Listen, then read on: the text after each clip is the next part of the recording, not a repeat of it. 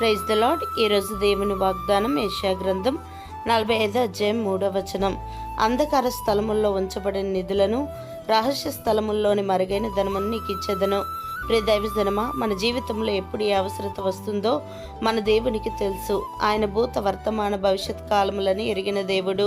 ఆయన తను ప్రేమించే వారికి శ్రేష్టమైన ఆశీర్వాదములను సమయోచితంగా అనుగ్రహించును. అయితే దేవాది దేవుడు తను ప్రేమించే వారి కొరకు ఏవి సిద్ధపరిచినా అవి కంటికి కనబడవు, చెవికి వినపడవు, మనుష్య హృదయమునకు గోచరము కావు. ఎందుకనగా ఆయన ఎవరికీ కనిపించని రహస్య స్థలాల్లో, అంధకార స్థలాల్లో ఎంతో విలువైన ఆశీర్వాదములను దాచివించెను. అవి మీకు కనబడకపోయినా మీకోసం దేవాది దేవుడు సిద్ధము చేసి ఉంచి ఉన్నారు గనుక ఖచ్చితముగా మీ దేవుడు మీ అవసరతలను తీర్చి మిమ్మల్ని సంతోషపెట్టగల ఎంతో విలువైన వాటిని మీకు అనుగ్రహించును.